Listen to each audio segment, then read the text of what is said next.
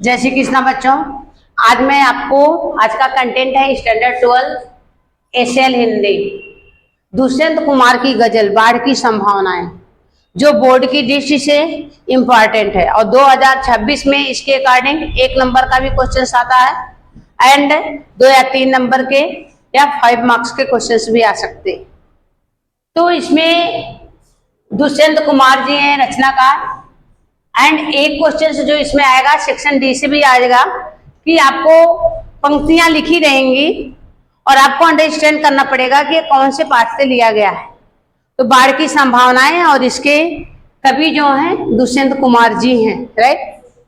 तो इसमें कुछ वर्ड्स ऐसे आए हैं बच्चों जिसकी हमें मीनिंग्स भी पता होना चाहिए, क्योंकि विभाग सी से भी अटैच रहेगा, व्याकरण विभाग से। तो दरखत, दरखत मतलब होता है पेड़। दरखत यानी क्या होता है? पेड़। और झुनझुना मतलब होता है एक खिलौना। कवि जो है झुनझुना जो है अपने आप को कहा है कि मनुष्य क्या है, एक झुनझुना मतलब खिलौना बन गया है।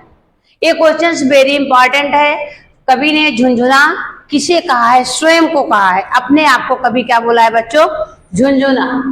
एंड एक आया है चीड़।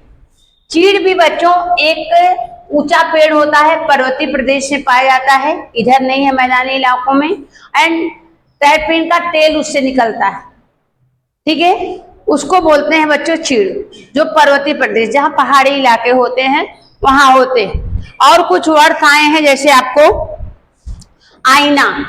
आईना का मतलब क्या है बच्चों? दर्पण। आईना मतलब क्या हो गया बच्चों? दर्पण यानी शीशा। तो मतलब आज इसका मैं आपको केंद्रीय भाव बताती हूँ एंड ये भी बताती हूँ, आप लोग केंद्रीय भाव अंडरस्टैंड कीजिए कि बाढ़ की संभावनाएं सामने हैं और नदियों के किनारे घर बने हैं। कभी बोल रहा है कि बाढ़ की संभावनाएं हैं, कभी को इसकी चिंता है एंड नदियों के किनारे घर बने हैं। जिनके घर नदियों के किनारे बने हैं, बाढ़ आएगा तो घर क्या होगा? तहस नहस हो जाएगा। इसकी कवि को क्या है बच्चों? इसकी कवि को चिंता है, ठीक है, कि कवि को किसकी चिंता है? घर नदियों के किनारे पड़े हैं, नदियों में बाढ़ आ जाने से जो नदियों के किनारे जो बच्चों घर बने हैं वो क्या हो जाएंगे? उससे हानि होगी, उससे चिंता है। जो घर नदियों के किनारे बने हैं, बाढ़ आएगा तो तहस नहस हो जाएगा। तो बाढ़ की संभावनाएं सामने है और नदियों के किनारे घर बने हैं।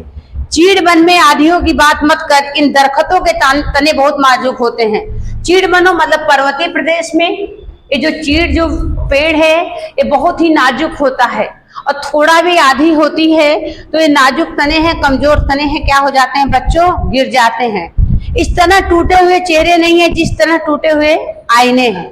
आईने का मतलब यहाँ पर बच्चों दर्पण को बताया गया है कि जैसे कांच होता है, बिल्कुल हल्का सा अगर उसको कुछ भी थोड़ा भी लग गया तो क्या हो जाता है? एकदम टूट जाता है।